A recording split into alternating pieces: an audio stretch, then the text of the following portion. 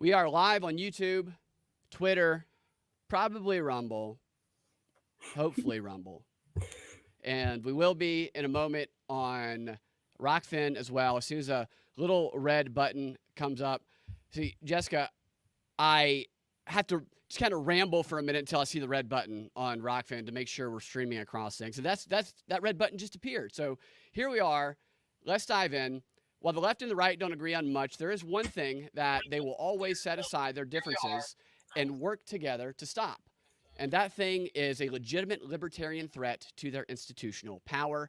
This is Propaganda Reports, Drive Time News Blast. I am Brad Binkley. I have a special guest today. As you can see on screen, she has experienced being that threat to the left-right paradigm at the local level. She was a libertarian candidate for the Arvada City Council. Did I say that correctly?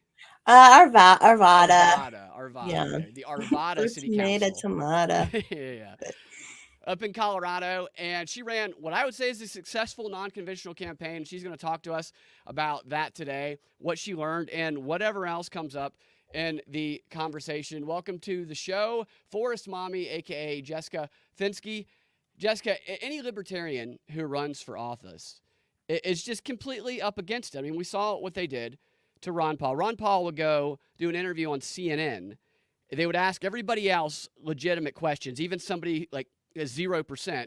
But Ron Paul gets there, and the first question is, there's a random supporter who down in Texas says you had sex with Rick Scott. Can you comment on that? And then he would just pull the thing off and walk off.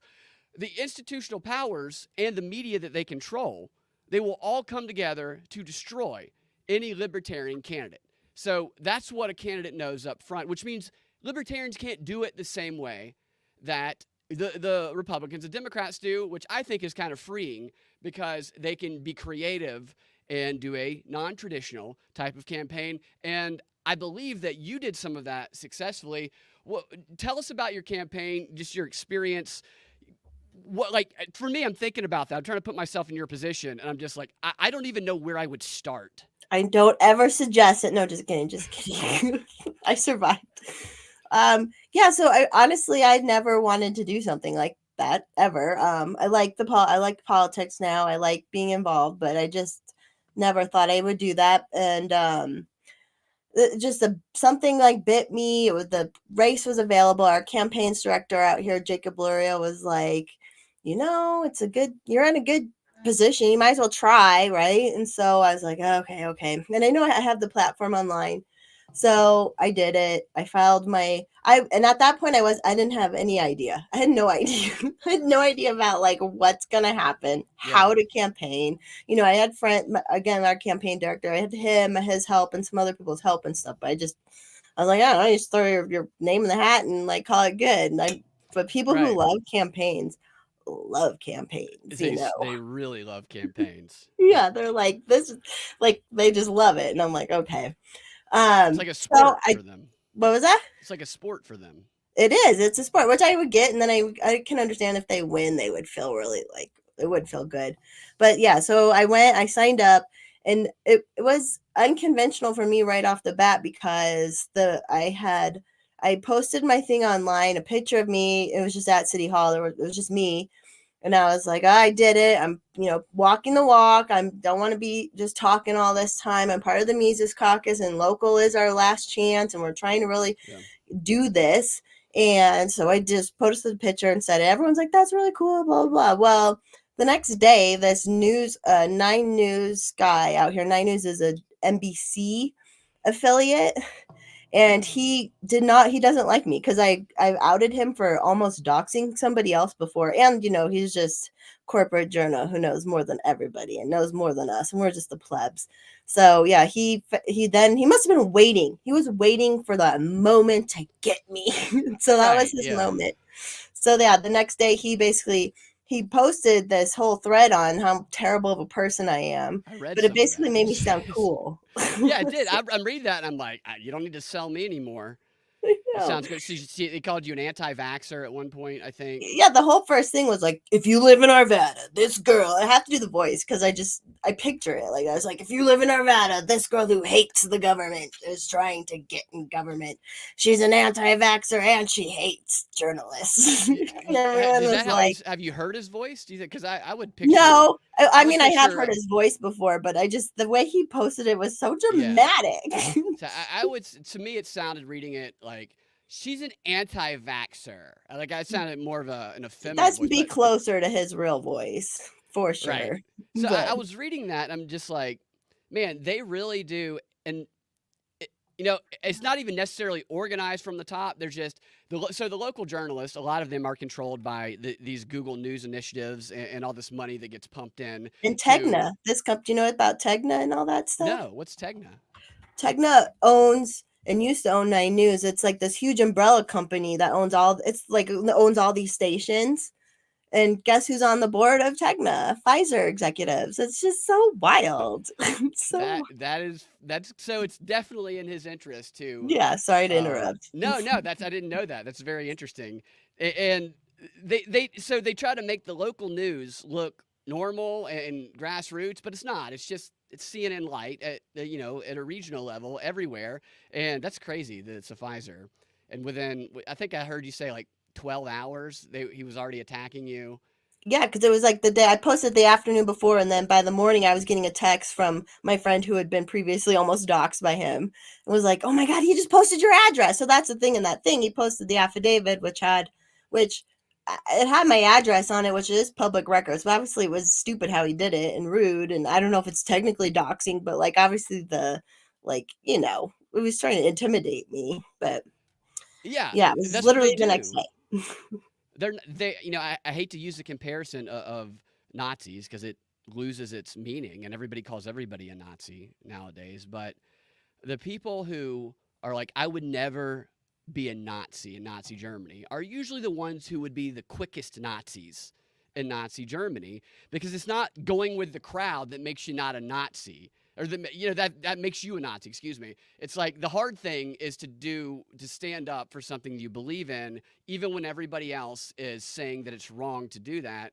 And the thing with the vaccine, a lot of people I know experience problems with that. I had some, I'm not vaccinated. I don't judge people who are. I don't think that it's designed to kill people. I think that it's an experiment because they want life extension technology, but I'm not going to get it. And that was my whole thing. And I couldn't go into hospitals with my parents because I wasn't vaccinated. It's just, that's the harder thing to do. Like what you did, putting yourself out there as you had no experience in politics, right? None. None. I volunteered before on boards and whatnot, and one was quasi-governmental, but still, yeah, no politics, nothing like that. Probably no fundraising apparatus. No, but again, I'll say it was Jeremy Jojola from Nine News, and talk about Nazis. There's like a couple of these guys at that station during COVID. They were definitely brown shirts, and like they acted like it, and they had no like qualms about it. So you were right on with that description. It's crazy. So Edward Bernays writes in it's like 100-year-old book. The guy who wrote he's Freud's nephew, wrote the book Propaganda, many other eye-opening books. He wrote about logic-proof compartments that you create in people's brains with propaganda so that they can live with the contradictions and hypocrisy in their behavior and beliefs. And that stuff has never been more apparent to me than right now with the way that people are just, you can't even ask questions about things. You can't. I've seen so many people on both the left and the right, especially Nikki Haley, who I do not like at all, saying, and I don't even want to go down the whole Israel-Palestine thing, although I do like to, when I'm like at the grocery store, say, oh yeah, what's your position on Israel and Palestine and Gaza? Right. Yeah. So she says, nobody should question Israel. Nobody should question Bibi Netanyahu. Nobody's above being criticized and being questioned. And it's kind of wild that right now it's rebellious to just simply ask questions about stuff. Yeah, it's crazy. Or even be like, I'm just criticizing the government of Israel. And it's like, you get in so much trouble. Burn in hell, you anti-Semite. No. It's so stupid. And it's the right doing the same thing that they always criticize the left for doing. on the Yeah, other even side. So Sauce, yeah. like I don't know if it's the whole like I still like God's side, but he like lost his mind over this. Where I'm like, you're doing the same thing you wrote a book about, for goodness sake. Like, It is wild to me. What's up, Daniel? At hey on Daniel. yeah, Daniel on Rumble. Look at Rockfin here. See if we got. I'm sure some people will have some questions. But going back to your campaign, so just to give everybody just because I think that what you achieved is pretty remarkable, and I think it can be an inspiration, maybe a model for people running for office as third parties or libertarian parties in the future. You won almost 40% of the vote, something like that, 37, 38%, I think. 37.5. And this guy had been in office like 11 or 12 years. 12 years. Yeah, he turned out at large, so now he's doing district specific, and he'll try and do that for 12 years. So Right. So you were running against an incumbent establishment guy with is a Democrat, I think. With yeah, he's definitely gotten like union money, and there's things he's done in the town that are he had a Democrat. bunch of people around him telling him what to do. Hey, And yet Colonel. you won almost 40% with no experience, no fundraising money, no apparatus to begin with.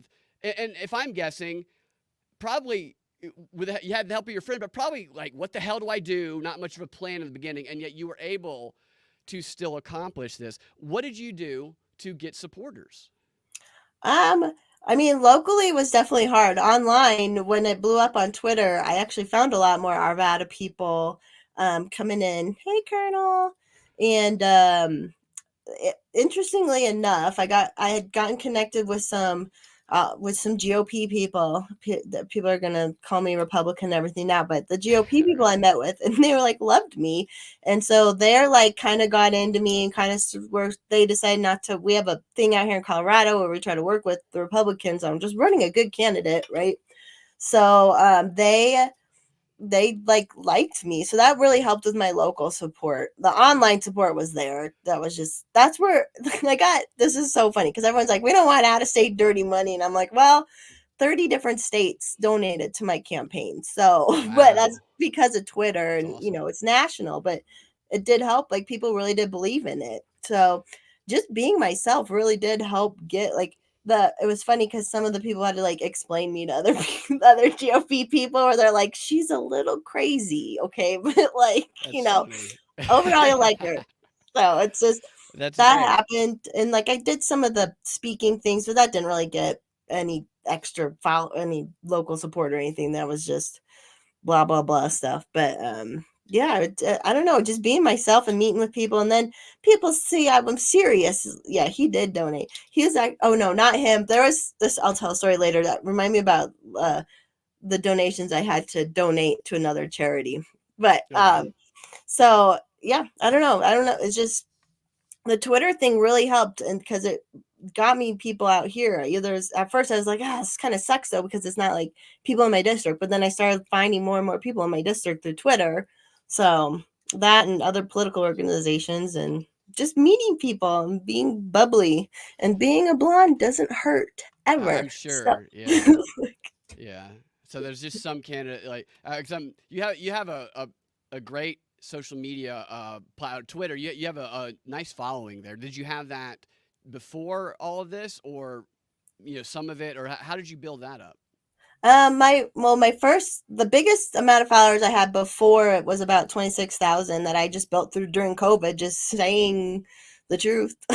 So, and Right. people loved Yeah. it. I mix in a little of everything. I think I'm pretty well balanced. I add the sex appeal stuff in too, because why the heck not? It works. So that's kind of how I built it. All I was just doing was, when I first got on Twitter, was like during COVID, when I first started like tweeting, and it was just me. It started off with me saying basically the same stuff, just like screw the government, other words, Right. and all this and that, and people just started finding me, and You have strong feelings about the government. I yeah, I have reading through really your strong Twitter. You feelings. dislike them, from what I gather. Right. That's why it's so people would get harsh on me, like, why are you trying to get in it then? And I'm like, it's worth a shot. Like, how else? What else are we gonna do? I mean, we can sit Yeah. and bitch and moan all the time, and I'm fine doing that, but we might as well try and do. There's like 80,000 strategies to do, and people will be like, well, why are you doing that? And it's like, It's easy to sit. You're right. Just sit on the sidelines and criticize. To dive in and do it, that is the challenging thing to do. I'm imagining that. So like, there's a a thing in improv theater comedy where you got to get out of your head. You just fall down and you figure out why on the way down to propel the scene forward. That's kind of how I'm imagining how I would campaign. All right, let's just do it and we'll figure it out along the way. And I don't know if you had a similar experience, but I'm just, so one thing a lot of people I think they would be concerned about is the attacks that are coming their way. Like that one guy who doxed you, and you said you played the sex appeal on your Twitter account, which I need to start doing that. I think a little more sex appeal on my Twitter. But did they come after you for that too? I think I read someone criticizing you on that. I maybe some that, because there was a lot of stuff I didn't see, but on Twitter, a lot of libertarians kept the like libertarians who infight all the time would always bring up all the time, like, it's so all ridiculous. the fucking time. It's like put that energy into actually doing something, but because there's gonna be fighting and organizational issues anyways. But these people are like dead set on making it worse than it has to be. So I saw them sometimes do stuff. I did this crazy stunt for the July with a sparkler in my butt, and people, so like some people would try to bring that up. That never came up like in anything. I was prepared for that. Like when I was door knocking, I'm like, this person might know. So what were you gonna say? You knock on my door and I'm like, you're the one with the sparkler in her ass. Yeah, exactly. And I would just be like, yeah, that was me. That was gonna be my thing. Yeah, that's me. I did it. Like, I don't know. I just like as because that kind of, it would hit you, so you get that defensive thing, this is what I've been working on too, is like you just, the more you're like, yeah, that was me, just like calm down and then breathe through it. Yeah, just like whatever. So that's what everybody in the country needs to learn is the emotional propaganda triggers from the news is before you react, step back, take a deep breath, and remind yourself it's designed to provoke you. Yes. And they want to keep that short circuits thinking. I've actually also shot fireworks out of orifices of my body. Okay. And yeah. I'm it's not normal afraid to admit that. Right. Yeah. It's fun. Fortunately, I never had any accidents doing that, but that's America, and I think it's great that you embraced everything about I've kind of imagined myself in this situation. I would never want to run for office. In fact, I'm curious if you even wanted to win or if you wanted to make some noise. Like to me, I think it'd be fun to run and just play around and do a bunch of stunts, but I would never want to win. Did you want to win? I wanted to win, especially because the supporters wanted me to win. I wanted to win just to be able to like actually try and do some of these more libertarian policies. I didn't want to win because I don't have to work right now, and it would have been a full-time job. So that was like oh damn, we gotta get back in that groove. And then just didn't want to win. Just the commitment of it for 4 years, I suppose. But yeah, I was like half and half if I wanted to win. If I did, which I know sounds terrible, but that was just realistic. That's how I felt. I imagine when you started, did you think you would have a chance at win? Did you think you'd get as much support and votes as you did? When I first signed up, I didn't think I would win. Then I kind of was like, well, there is actually kind of a chance. Yeah. And then closer to the more like events we did, and I kind of got the vibe of the people, I was like, yeah, I'm probably not going to win. But I'm super happy with the amount of people that voted for me. That was the whole, like we had a party for the night watching it because we had a handful of people running for other positions. And it was like, as soon as we got the results, they're like, it doesn't look good. And then like, it came up on the screen, and I was like, at that point, it was at like 4,400. I was like, oh my God, I got 4,000 people to vote for. Like, I was excited about that. So, was it a little bit scary, the possibility that you might win?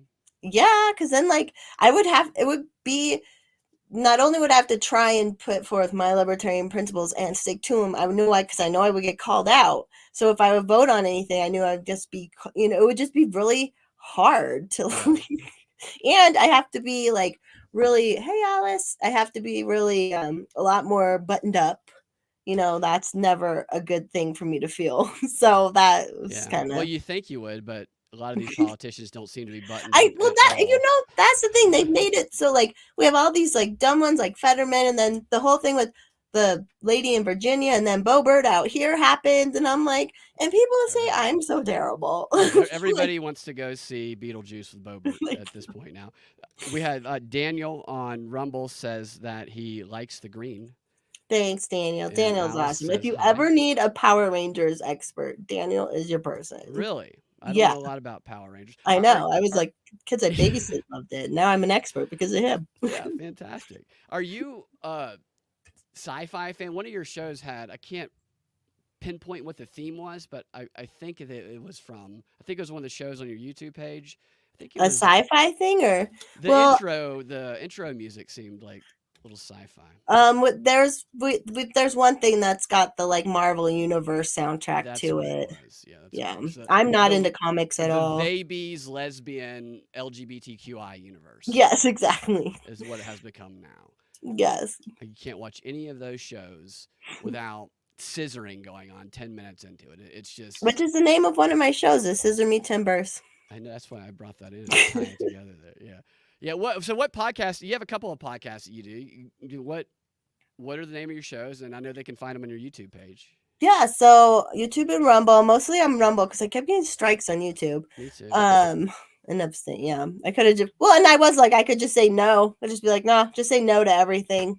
Like Right. I could have just been that. But now they get me at the meetings in person, and I at public comment, and I don't have to follow as many rules as them, so I can say what I want. And that's great. Yeah. So I started a podcast during COVID, like everybody else. Right. Like I wasn't as on top of it like y'all were. Hey, JC.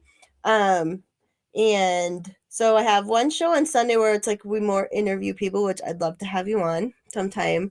And it's like an hour, just like kind of like this interview show. And then there's like subsidiaries of it now. There's other people, Alice, everybody in my like they have all their own shows. And then I also have Scissor Me Timbers, which it's a girl show, and it's mostly like libertarian leaning, liberty minded women on, and we just kind of shoot the shit and all that. Let's listen to it. You guys, at least you and at least one other on the show, maybe more, are part of like officially part of the Libertarian Party. And I think you're part of the Mises Caucus. Is that correct? I am. Yeah, I'm so deep. I hate myself. I'm like state organizer for Mises Caucus. I'm actually not on the board for LP Colorado, but I help them so much. I love volunteering with them. I go to like multiple different county affiliate meetings a month. We have all these other events I love to go to. So we have a really cool crew out here in Colorado, which I'm very thankful for. Like it does help you get motivated to do these things. Like now coming up the legislative session, we have a guy that's his heart, man. And so we have this really good legislative session where we know the bills are coming up. We're going to go testify.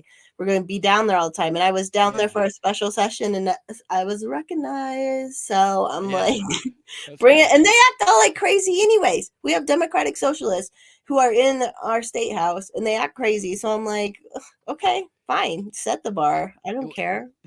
I think right now, modern politics is, I mean, it's always been a performance, but now with the way people get attention, it's the biggest, most bombastic performers kind of rise to the top. Look at George Santos. I mean, the guy just made up a bunch of stuff.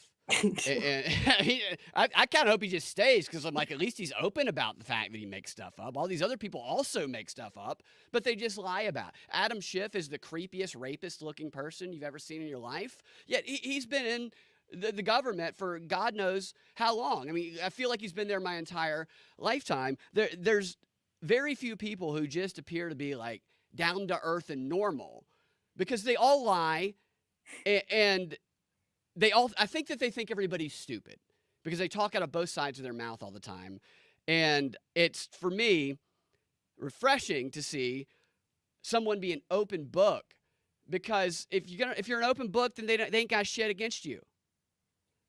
I think that's the way to do it, is to embrace it, because this idea that nobody has anything in there, other people aren't going to criticize, is stupid. I mean, it's just dumb, and it creates these mythical characters, these politicians that the stereotypes and images that people have of them are not real.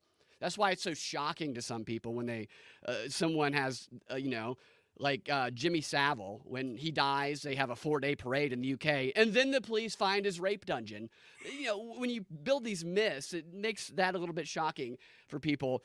You said something on one of the shows I was listening to about going to these meetings at the Capitol or wherever it is in Colorado, and doing maybe some stunts. Not too extreme on the stunts, but what kind of stunts have you done? But it most would be in just my testimony. I like to say zingers to them. I like to look them in their eyes and tell them Okay. they're my Yeah. enemy. You know, Yeah. things like, Yeah. I don't know if anyone's ever gone and testified for a bill at the state.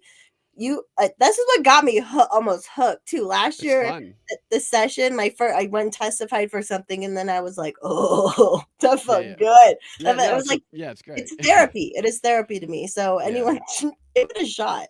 There'll be some bill of them trying to take away something you care about. So you can go speak on it. So it'll be more Yeah. in my words, and just, saying these things to them. And when they act, like just the other day when we were there, my friend Brandon Work, freestatecolorado.com. He's amazing, man. They didn't release a bill till like right then for us to look through. So we were, and someone else looked through and we sent him up. They sent him up to do a test to testify. And this one of the Democratic Socialists, who she's the worst, was like, well, you're wrong. Like, just said that to him. And he was like, no, that doesn't fly. So I'm going to have no problem being being that way back to them, because they're all a joke. They're all a joke. Yeah.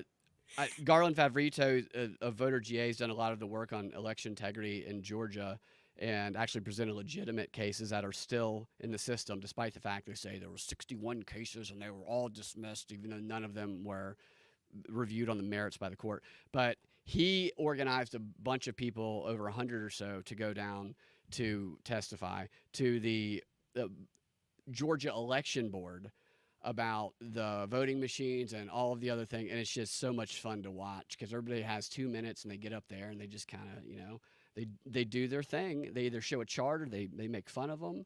I love that stuff. Yeah. And do you record it when you do it? Yeah, I have a few recordings on my YouTube. With the first one, I don't think is up on my YouTube, but we recorded it.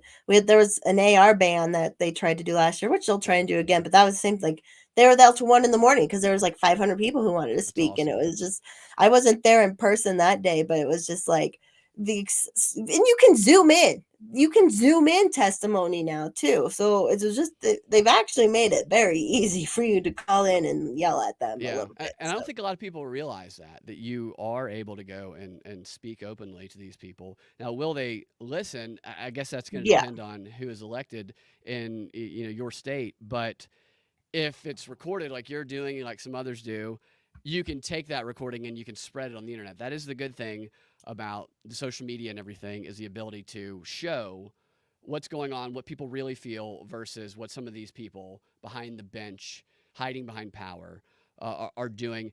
I don't think everybody who is in government is bad. I think that at the highest levels, it's kind of hard, I believe, to get elected and stay elected at like the federal level, or in the Senate and Congress, without being compromised in some way. I think people at the local levels are probably a lot more authentic, but either way, more of that needs to go on. And I think running for office, I think that should be like part of a campaign. What sounds like you might have made it part of your campaign, is to show how you will confront some of the powers that are holding us back and holding the ideas of liberty back. What advice would you tell yourself in the beginning of this, or anyone else who runs for office as a libertarian in the future?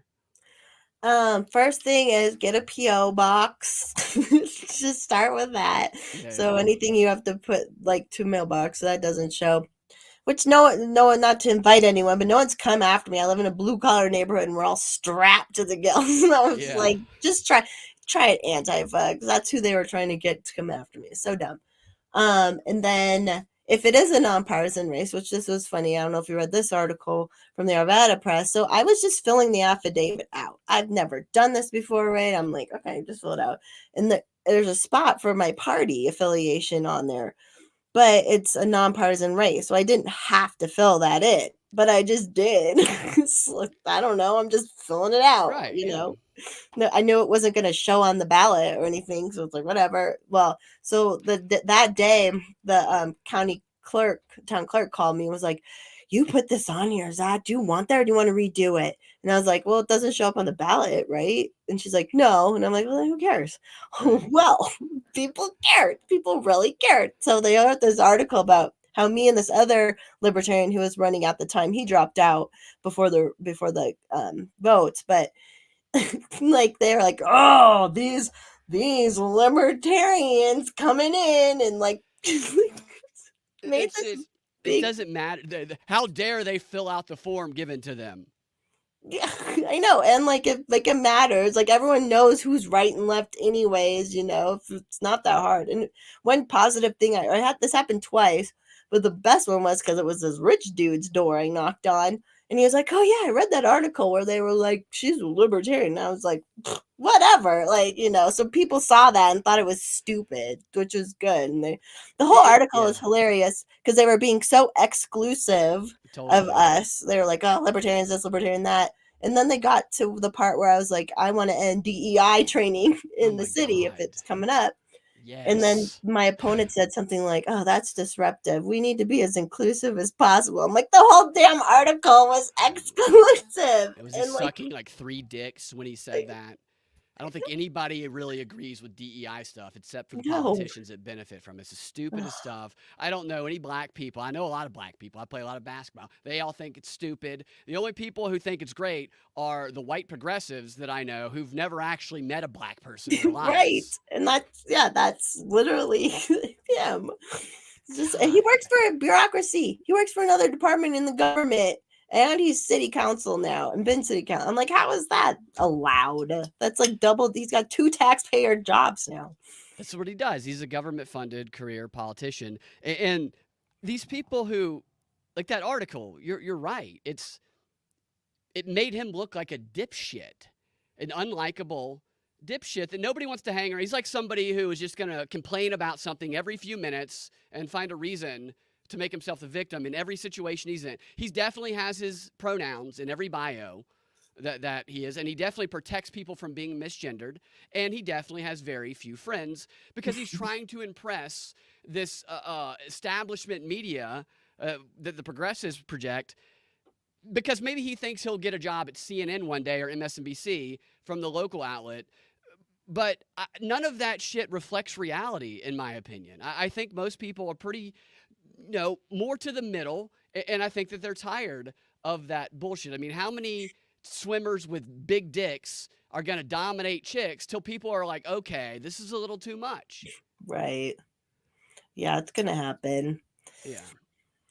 Well, Push back. are you going to run again? No. No. I I'm wouldn't. super glad I did it. Yeah. They're trying to tell me I'm going to. They're like, no, no, no, honey, you need to run at the state level now. And I'm like, They like to do that once you go and once. I understand I am a face to be used and that's fine, but like, I We don't, have the knowledge and experience too. So it's yes, that's a very hard thing to put yourself up to criticism like that. Like a it lot of was, people would obsess and it worry was about that. rough. Like, it was rough. I won't What's the say I worst don't thing have any anyone drug said to you? problems, but I glad I didn't develop any new drug problems. Right. That's Yeah. good. No, but I want to help other people. So here's the thing with the Libertarian Party: 50 years, y'all, 50 years, and we don't have like a really good local campaign Right. program. So, Yeah. want to help with the Mises Caucus is doing amazing now. Runisalibertarian.org, where like they have help. They're helping. We have a whole program now. So I'm glad I went through it so I can offer my my experience. And I totally want, not that I love campaigns as much as those other people we talked about, but I want to help people. I want to this and that, and I wanted like door knock for them and be a volunteer for them because that was the hardest part. Like I'm lucky I have my platform, and the couple of times I needed volunteers for like signatures and such, luckily I got enough volunteers those days. But who I don't luckily, I'm kind of glad the spread was big, because if it only been 100 or something people, which happened at some of the other races, I would have been like, oh, I could have knocked on 300 more doors and maybe it would have made a difference. But I'm Yeah. like, okay, there was nothing I could do with it. Like there's nothing more I could have done. So Right. So how much time did you spend knocking on doors? God, probably like 60 hours total, I Yeah. would say. Like, it was a good Probably met a amount. lot of weird people doing that. Yeah, and it was, and I would have done more, but I don't want to go by myself. Sorry, Yeah. like That's some of like the trick or male treating. candidates, I feel like they can go by themselves a little. It's a little easier, but I'm just not that kind of person. Like I just No, don't I like. mean I don't even you like not doing it to start with. So a pretty blonde girl knocks on some creep's house. That's not necessarily a good situation. But yeah. yeah, what do you say when you knock on the door? I don't like. How do you I approach it? tried to be pretty personable. There's better things I could say. I have my friend Brandon again would help me with sales pitching. It's like this is sales, and I'd be like, ah. Yeah. But mostly I was, I'm Jessica Fensky, or I would ask if they vote in the, do they normally vote in the city council races? Well, I'm running. I'm from right down the road. Uh, you know, I believe in a smaller government and just making sure that regular citizens are involved with the government. I hope to bring more information to you guys. Most people didn't want to get deep. A few people did. And a few people I definitely, they're just progressive white women. I was like, well, we're done. Like, it's fine. So, yeah, Do it they get was mad at you, the progressive women? kind of, or like, so there was this stupid trash issue out here, and I would bring that up, but a lot of people who live in the HOAs don't know about it. That the Yeah. guy I lost to pushed this whole trash, which I'm like, this is so like organized crime. But Yeah, he they do. pushed a trash service on everybody. He told everybody they were too stupid to vote on it. But then when everyone complained and tried to recall him, like the guy who won has already been almost recalled before, but he won. Yeah. And I have all the signatures. He then they changed it so you can opt out, but you still pay $8. So we pay $8 for a trash service we don't use. Where's the money going? But a lot of people in the HOAs they don't see that because they don't get those bills. It goes through the HOA. So like a lot of people didn't understand that, and other people were like, well, that's good. Like a lot of people just believe they want the government to force monopolies on everyone all the time, and so a lot of people would say, well, that's good, that, and I'm like, to pay for something you don't use is good, It's good for and them. yeah, Yeah, it's good for the people imposing it and controlling it. ugh. I personally am not a fan of. In fact, I dislike HOAs Yeah, strongly. and Yeah, you can voluntarily live in one or not, though. That's my yeah, film. right. Like they're fine, but as this guy has proven, they're trying to make the whole town into a big giant Yeah, HOA, and they're trying to do 15-minute cities. The lady who won at large, brought that. I'm like, she just casually brought up breaking Arvada into 15-minute cities. I'm like, do you even know what you're saying? right, Like, right. Did Klaus Schwab kidnap you and program you last night? Where does that even come from? I think these people don't even know where some of this stuff comes they from. Like, don't. And that lady specifically has worked for city and county in Denver for like 30 years and retired from there. So it's like all the government people want a spot on the city I council just in think, there. It yeah, these people makes don't no know sense. shit. I think We a lot. should I answer Colonel there? Oh yeah, yeah. Go ahead.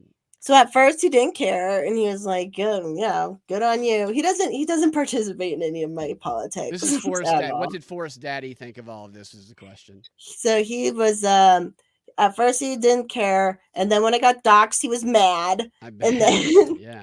but then once I start getting all the donations, he was all super excited Yeah. because A, he didn't have to donate any money. Yeah. Yeah. B, he pays for my life, so he donates that. But he and then he was like, you don't even have to campaign and you'll win, like, because that's how a lot of these people have won, is uncontested or just just on a whim.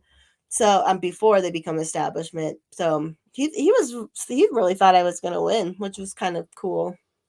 But I think it's just a testament to what you can accomplish at the local level. This you had everything up against you, and more yeah. so than most candidates. I mean, usually even when a libertarian candidate runs, there is a little bit of kind of a scaffolding that they follow through. In fact, sometimes the scaffolding is so strong that we later learn that the Libertarian was just a puppet for the Democrats or the Republicans or something like that. Yeah, That's that definitely just not the happened. case. Yeah. Sorry, go ahead. Where? I say that's not the case with you, Or but I think it just happened. Kansas, somewhere in Topeka, Kansas, somewhere in Kansas, Lily something, and she said she's a libertarian, but the Libertarian Party of Kansas. Oh, thanks, Carl. Everyone thought I was gonna. It was You might have won. You know, I'm not saying the Yeah, voting machines are who tampered, knows, right? really, right? Yeah. Yeah, so it's Lily something, and she won there, and she said she's a registered libertarian, but doesn't do anything with the party. And apparently, someone researched, and a lot of her donations were Coke or something, you know, Coke Brothers or Oh something. my So God, that's crazy. You're not really a third party if the no, Coke Brothers are funding you. yeah, great. Have everyone come out to Colorado. You look like you live on a farm. Do you live on a farm or a big plot of land out there? So, well, Arvada.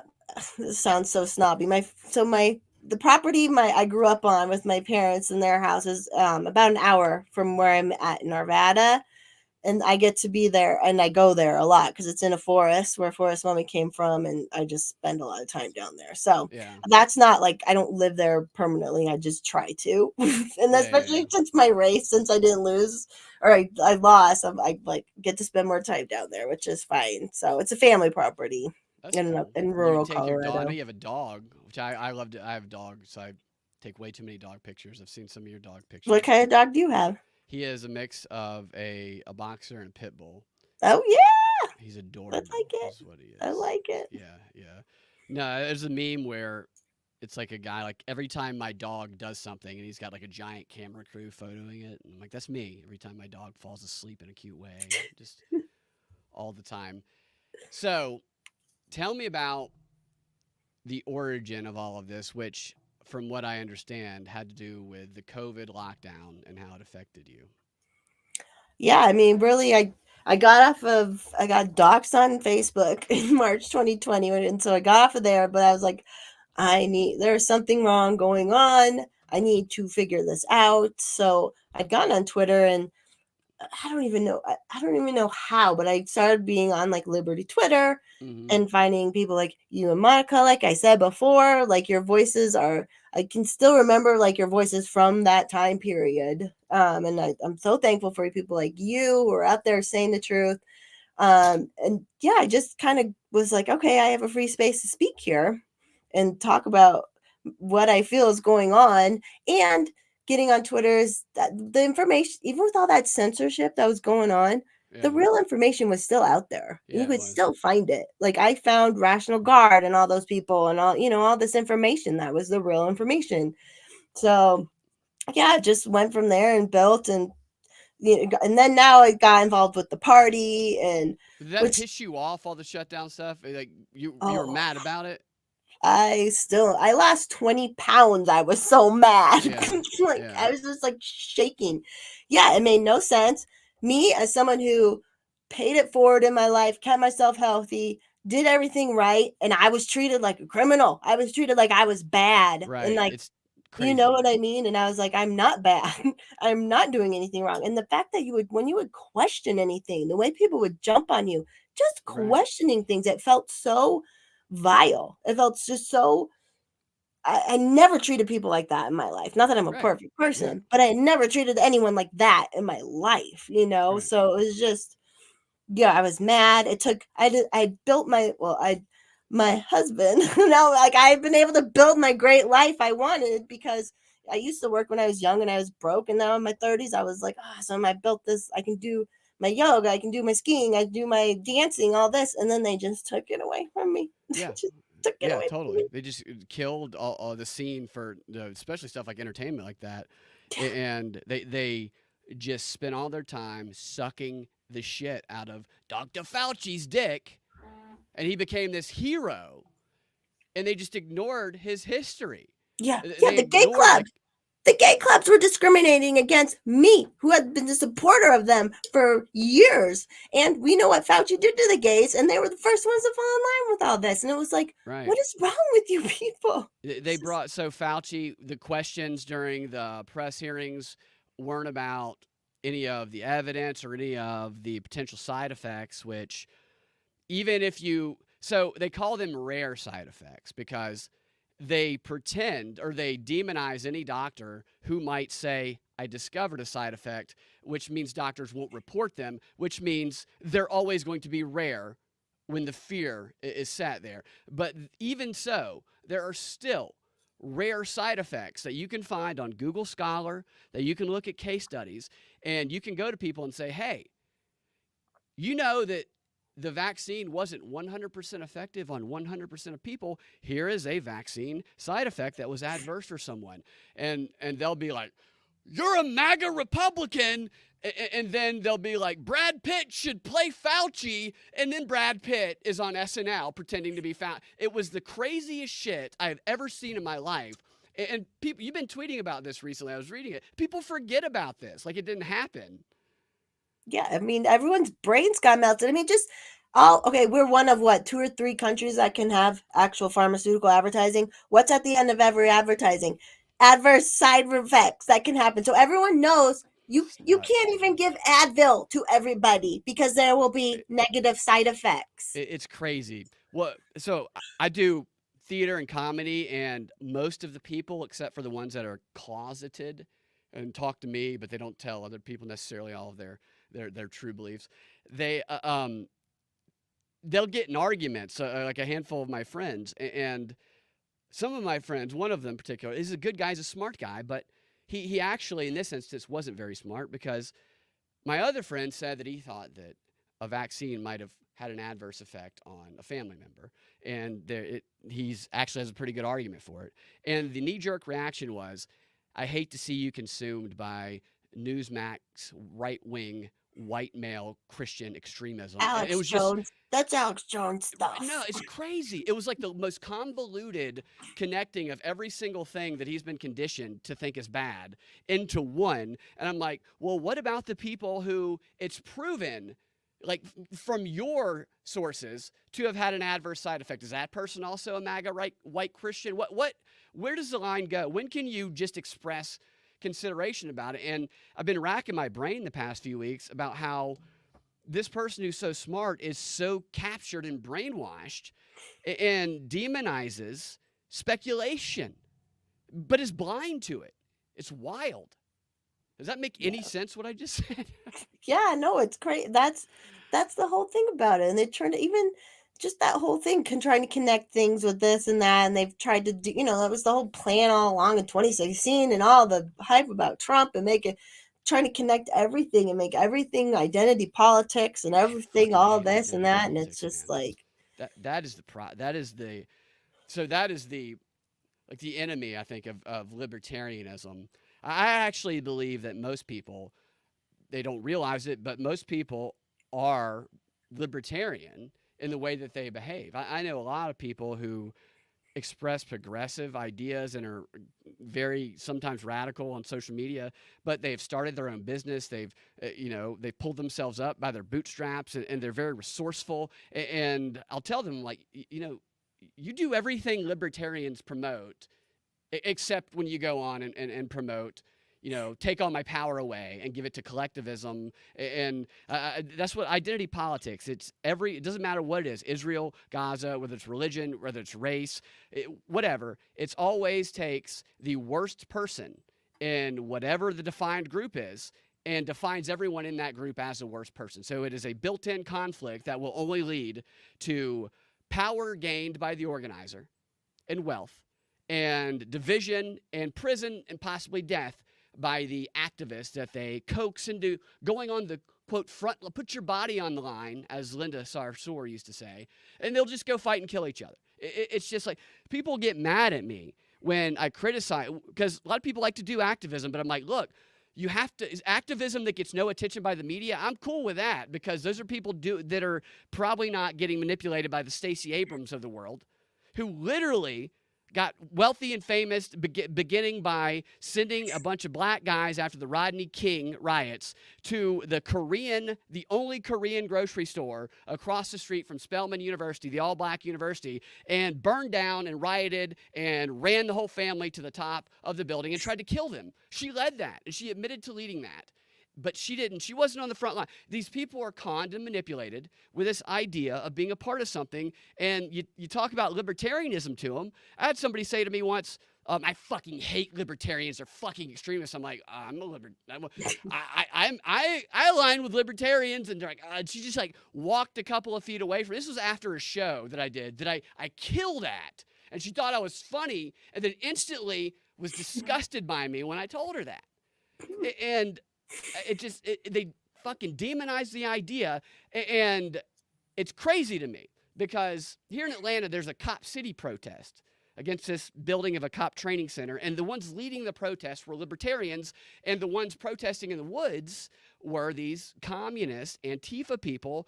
And one of my friends who is all about this, and he has no idea that he's aligning with libertarianism. Like, he thinks libertarianism is a MAGA Trumper, but it's just fucking blocked off in his brain. And how do you think we get through to people with all the propaganda sources coming to them? How do we overcome this?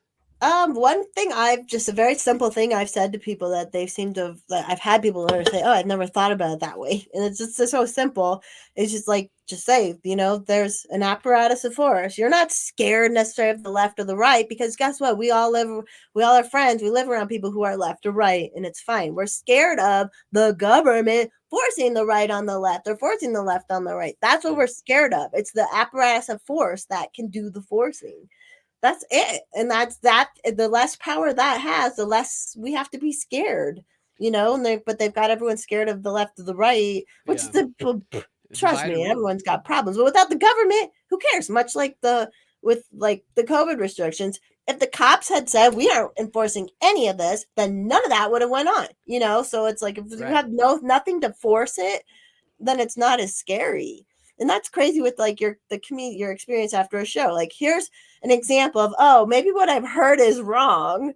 And instead of being like that, they go the opposite. People are nuts. So they program these stereotypes of these things into people's heads. And when I call them language landmines, when certain words are said, it triggers reactions not to the individual in front of them, but to the stereotype that is propagated by identity politics.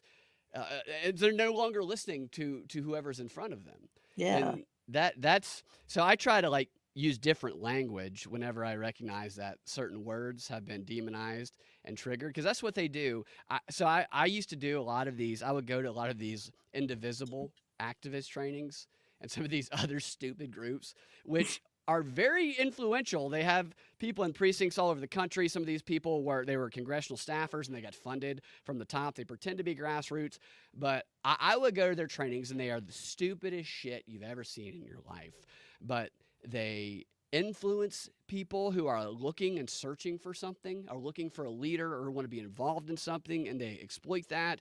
And it's usually 47, 48-year-old women with purple hair and their pronouns in their bios, telling their audience, and the audiences are often big in these things, that if someone comes to them, and they have a big PowerPoint presentation that says this as well, if someone comes to you and tries to tell you that Martin Luther King said that people shouldn't be judged by the color of their skin, they should be judged by the content of their character, and they're arguing against protesting and throwing bricks through windows, they are a white racist who is gaslighting you.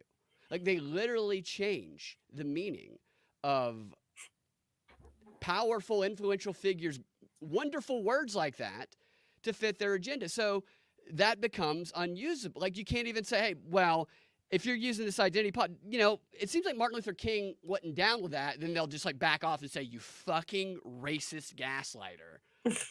And I'm like, you're white, bro. What are you doing? Well, they're so organized too. Groups, that's the saddest thing. I'm always like, it's so hard to get people to show up. And then you see these groups, and you see the Palestine, the protests, and I'm like, oh, it is wild. It's so the libertarians, you talked about the infighting earlier. That's so libertarians are so independent. That's part of the challenge, is that independence, which I think might cause some of that conflict, while the others are bought in to collectivism. I think the infighting is not necessarily good. I think it can be good if it's productive. I don't know how often that it is productive, because I think there's two extremes of libertarianism. I think there's a right extreme to it and then a left extreme to it, and I think that those kind of come into conflict. Do you know what I'm talking about? That for sure. And just people who want to, it's the whole I get hating part because the party politics is stupid. It's stupid that we have, but this tool exists and it's been kept along for 50 years. Might as well, and that's the only way you can fight politics with politics. You know, you can do all the activism in the world, which I will always do, but like this is something to actually try and fight it with, right? Their system kind of trying it, and it takes so much work just to keep like a state affiliate. It's all volunteer work. It's all, you know, just so much work to keep it going. And you get these people who just all they care about is controlling the organization. That's all they care about. Absolutely. They don't care about the activism. They don't care about running candidates. They don't care. And I'm like, that's the whole reason that there's a party. If you don't care about that stuff, then don't worry about the party. Like, so they're always constantly trying to create conflict. I just saw the other cool. Talking my hands a lot. I just saw the other day someone set out like a postcard to someone saying like, if you're happy with the LP, you know, don't donate again and come with us or something. And it's like, if you have the money to send out a mailer, why aren't you sending out a mailer telling people how terrible the government is? Or out here we had people who would who weren't even in the party anymore. They would run to the newspaper and call us all MAGA Nazis. She literally called us MAGA Nazis and all this stuff. And she claimed she did it. And then us defending ourselves threw her off a loop. And so she's attacked me, and Karen Ann Harlos is out here too. This crazy woman attacks me and her constantly. I don't even see it because I'm not on Facebook, but every now and then someone will show me a screenshot. I'm like, these people are insane. They have all the time to do this stuff, and they don't even know me, first of all, and it's just insanity. Yeah, now I have a couple of friends that I used to do comedy with who just kind of fell into this. They act like they're Antifa. They've clearly gone to these activist trainings because what they do is they send you scripts to post on social media, and so he would post all these I would look at the email I got and he'd be saying the same thing. And what you can do is you can just copy and paste it and put it in quotes and search it on Twitter or the internet, and you'll get like 100 or even 500 of the exact same things. And like he fell into that. Then he started going on to my LinkedIn account, which I haven't used in probably 12 years, and started calling me a white nationalist. And this is someone that I used to do comedy with all the time. And I never did anything wrong to, but he learned that I was on WSB for a little while, which was considered a right-wing radio network. And then he would listen a little bit. So he saw himself as one of those trackers who listens to shows for the purpose of trying to send it to Media Matters so they can be demonized. And I'm like, dude, what, like, why are you trying to, like, all of a sudden attack? It just, I am not being a dick to you, but you're clearly being like, he's a Jewish guy who, when I said something about the Azov battalion, us sending money to Nazis, his response was to share this obviously propagandistic tweet, which even in that tweet, narrowed down, well, this many has been reformed, this many are gone, so at the most there are only 100 Nazis in the Ukrainian army. And I'm like, so you're okay with 100 Nazis? You're Jewish, dude. And it's just, then it's like, I got to go deal with my own Nazi, Marjorie Taylor Greene. I'm like, my God. Like, I feel he has like kids and shit. I'm like, what are your kids doing right now? Well, you're fucking tweeting all day at me. Like, he spends 3 hours a day tweeting at Marjorie Taylor Greene. Like, what the fuck are you doing? It's wild. I do get it. Twitter is great because you can yell directly at politicians. It's funny. That is one great. So I understand it too. It's great. Yeah, no. Ted Cruz liked a tweet that I sent at him once about how he's thinking about Bitcoin. It's a stupid meme, but I'm like, why? Why would Ted Cruz ever like anything I say? I've made fun of him for like 6 years now, but he has no idea. It's like a blowfish. With his, I don't like any of these fucking politicians. I think they're probably, some of them are, I start off not liking them. I should say that because I want to default to, even if I feel like I should identify with them, I need to be more critical of them than, Biden, Hillary Clinton, they're not going to manipulate me. Trump, who is funny as shit, okay? I feel sorry for people who can't recognize how funny Trump is.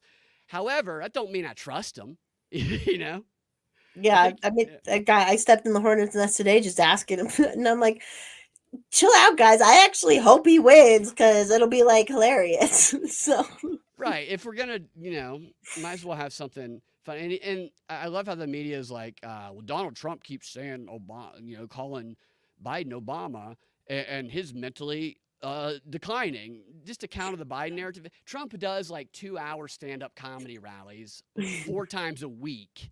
And they're legitimately trying to, like, Jake Tapper, Donald Trump is losing his mental capacity. You can see he called Obama.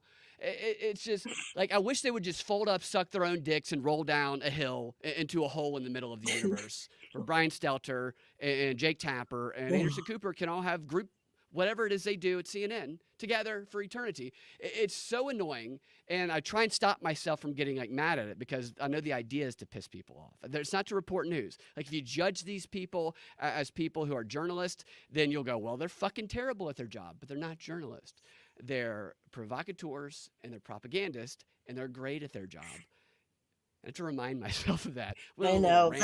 It's so, like, people on Twitter just get so baited so easily, right? It is easy. So you do a little trolling on Twitter, right? Yeah, I mean, I've always just been like sarcastic, I guess, and troll like people who deserve it. I don't like. There's all the infighting and all these people doing all this personal stuff. I'm like, how do you have time for that when you can literally troll? You can troll the government, like, right? Yeah. And there's a lot, and just like outing things and just talking about things. That's what it's great to use for. Hey, Thomas. Thomas says he's the LP county chair in Arizona, and that the most success that he's had is letting people know our Stower.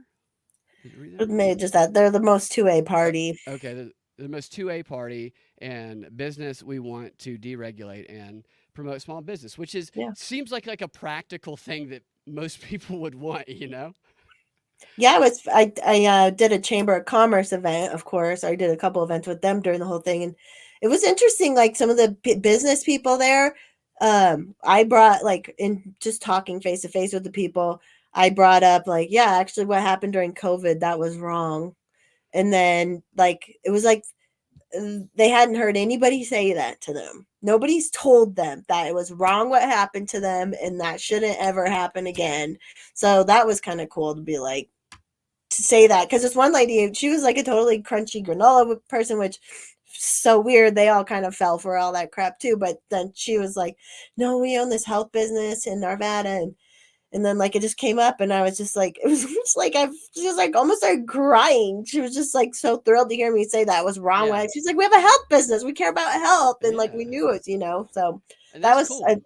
Go ahead. What was it? Like people don't, because the media has such a loud projection of their voice, even if it is a minority of people that believe that, it's, what's it called? It's called the spiral of silence, where people think that everybody else in the room or wherever they're located disagrees with them, so they stay silent about what they believe, and they don't realize that most people actually share their beliefs. It's just everybody staying silent, and that loud. So the silent majority, but it's like a sociological effect, which they absolutely exploit. And through the Tavistock Institute and the social science research they've done, they have been working on systematically en masse being able to exploit people's confirmation bias, their avoidance of cognitive dissonance, and their desire to be part of something bigger. So it's something that I think reminding ourselves of it. And so I believe in people. I do. So I'm cynical. I think everything's bullshit. It wouldn't surprise me if every single personality that we've watched on the news for the past 5 years doesn't even exist and is actually a fucking deep fake. Okay, I don't think that's the case, but I wouldn't be blown away by it. I mean, in South Korea, they actually had a presidential race where the challenging candidate to the incumbent started using deep fakes to appeal to the younger, hipper audience, so that made him look younger. It made him speak the language of the younger people. And literally, they just ran all these ads of a deep fake. And then when he went to live events, he started using the language of his deep fake. He became his deep fake in the live events, and he fucking won. Like a fucking deep fake won. And what was crazy is that the incumbent the president, he criticized his opponent at first, but saw how good it was working, and then he started doing the same shit. So 2 AI digital deepfakes ran against each other in South Korea, and one of them won. It's really wild to think about the future when it'll be impossible to tell the difference of all that. But Yeah, we got to yeah, start doing that. I'm like, that's a totally. good I'm like, yeah, idea. I do fucking deep fake, make me. The thing is Look, to win. At this point, I did learn because there was things I was like, oh, maybe I should have been a little more dirty. Got on next door and been like, about him or whatever. oh But god, it's just not my next door. personality, Were and people I just getting on next door? I never did. And I was like, well, I should have maybe been like, hey, he was almost recalled, and put out that stuff. But I avoid the only social media I really like is Twitter. Me So I too. I don't. avoid everything else. Next door, I just get email notifications for it. That is the wildest app I've ever fucking seen in my. Like people will they will accuse their neighbors of shit. It's like a fucking battleground in there, man. It's nuts. Yeah, one guy who I know is helping me. He's like, I think they're talking crap about you on Nextdoor, and I'm like, oh, I don't Shoot. want to get on. I don't want to see it. Like there was a lot Yeah, of stuff. right. Even when I've searched for other articles, I'm like, oh, what's this? And then it's like some long thread on Reddit about me, and I'm like, God, what Yeah, is? I don't want to see that crap. So it does suck, and that's definitely a challenge. You don't want to because it's like Yelp reviews. There are some people who are always going to leave a bad Yelp review. Like they're never going to be yeah, satisfied, and that translate. And then there's people who don't have anything to do, and they just want to criticize all day to try and get to people. It's like an intimidation tactic. They actually have hit squads out. I don't know if you saw the story about the HBO CEO. Nobody likes their fucking new shows because they're all scissoring in space and shit. Because it's like this 50-pound chick who's a lesbian is gonna they're beat not up. hot people scissoring; it's ugly No, it's people not sexy scissoring. scissoring at all. No sexy scissoring. But everybody's like, this show fucking sucks. And he contacted his assistant, and he told her we need to set up an army of trolls online on Twitter to counteract any criticism of this new show. And so they contacted an intern. The reason that this came out is because the person who they got to do it, who was like a new, younger employee, was just tasked with being a little bitch of pretending it was like a black kid, like a black guy, who they made pretend to be a married mom with 4 kids and all this bullshit profile. And then they just made him go say, aren't you fucking racist for saying that? So the white male who runs HBO was attacking other white males on Twitter for criticizing his show through a black employee pretending to be a white woman. Like it's just like, what is real? Just make anymore? a product that people like. I know. Stop being gay as shit about your, I don't care if there's gay characters. I've never given a shit. But what I care about is if every single fucking show I watch starts off with 2 dudes spooning. I don't need to see that right away. I've started to predict. Watching shows with my friends, like I can tell in the first minute, I'll go, what's the title of the show? Let's see the first 5 minutes. There's going to be some full frontal dick in about 15 minutes. Every single fucking time. It's like they're trying to make up for all the titties they showed for the past year. We all got to look at dicks, which are not attractive. I don't envy women with all the dick pics they get all the time. I do not at all. I just can't imagine. It's overwhelming.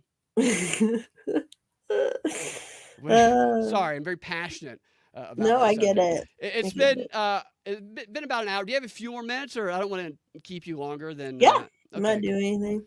Well, so is there anything on your mind that you want to talk about specifically? I don't want to. No, I did see a question earlier. Someone asked about signatures. Oh yes. Let me find that. They were wondering about the Libertarians being able to get on the ballot. Yeah. So overall, the process was actually fairly easy. I mean, just to get on the ballot. So I filed in March, and then the whole thing. You can file from any time from there up until August 21st, and then or some date in August. And in August, I only had to get 25 signatures to ensure my place on the ballot. So that was one time I just went to my neighbors, and that was one time Mr. Forrest let me help too. He's like, oh yeah, all our neighbors are, so he was helping me, which was Yeah, sweet. that's cool. And so I had to get out, do that. And then, like, really, it wasn't that difficult, which sucks because they are, even out here, the Republicans try to make ballot access harder at the state level for third parties. So there's Yeah. always, just always on attack. Yeah, so I guess that answers that question though. But I had to get That's 25, cool. which is funny because the school board candidates had to get 50. But I only had to get 25, which was Really? interesting. But Man, I guess that's school. countywide, so it has to be bigger, and I'm just a district. But Well, schools are pieces of shit too. Like, oh, that's why. And we had, and this is the thing. If anyone watching is a normal dad or a normal dude, and I say normal like vaguely, but like that's what we need on these school boards is dads who can say no. So we had a libertarian run. It's like, and they and this is something else we found out. So they went after him, called him a racist, and he was pissed off. The union did. So he found out, and you have to have like registered agents. Whenever you see a political ad, there's like registered agents or registered yeah, PACs or registered organizations. And the lady's name they used for the registered agent was a substitute at a school his kids go to. So he confronted her and was like, what is this? You're calling me a racist? You're calling me all these names? All the non-union back candidates. It was about all them in 2 districts. So it happened to our lady we were running in one and the guy, but he confronted this lady and she was like, I didn't know what they were doing. They just asked for my name and blah, blah, blah. That's what she said. Who knows? Which very well, she was just a stooge. But so there's all sorts of, this is the fun stuff that's coming out about everything now. And now the things yeah, I found out kind of peering in a little bit, like getting a little bit of a different view is all this exposing of things we can do. And now there was a meeting last night. I felt sick, but I'm starting to like go to more of the meetings and say stuff every time, even if it's yeah. not on topic. Have like a whole thing I'm going to say. So That's important because that spiral of silence I was talking about earlier. The more people see people like you speaking out, the more confidence they get to express their beliefs. Because it's like, oh my gosh, I'm not the only one that feels this way. And that's something that I learned through COVID is people were intimidated yeah, into I silence, think and they, yeah, for Twitter, I would get messages, thank you for saying, like, I'm a nut. And they'd be like, thank you for saying that. I can't say that out loud. It's yeah, just like, totally. No, I'm crazy. me. Like I'm like certifiably crazy, but like, and actually, you tweeted something earlier that I very much related to. I don't remember what the exact tweet was, but my position has always been so I was like diagnosed with like OCD when I was much younger, but I'm also like that's kind of bullshit, this chemical imbalance. Maybe everybody else is fucking chemically imbalanced and I'm the fucking normal one. It's kind of like my position is crazy is normal if it's like reasonable. Like I love people who are a little like non-crazy. I think is just conforming to the establishment narrative. I just think crazy is what people get deemed when they say, "Well, why do we have to do this?" or "Why should we do that?" And they go, "Wait a minute, nobody's supposed to ask," and they just fucking short circuit and their head explodes. Exactly. And it boggles my. So the one friend I was telling you about earlier, you said something that reminded me of this, was accusing my other friend of being a MAGA person for believing that the vaccine had harmed a family member, and I was just like, Trump promoted the vaccine. What is that? How can you even say like he promoted and still boast about the vaccine, yet you're MAGA if you think that maybe it wasn't the greatest fucking thing on God's earth? Yeah.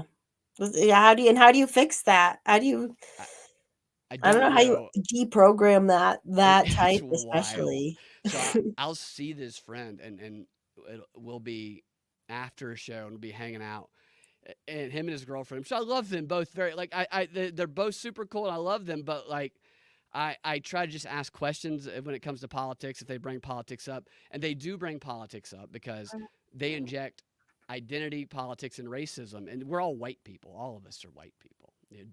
We're just white dorks doing improv, and it'll be like, I'd like to have a burger and a Jack Daniels and Coke. And it'll be like, do you think that you've had the privilege to order Jack Daniels and Coke with the black people haven't had around in the city of Atlanta because of Cop City? And I'm like, what the fuck are you talking about, dude?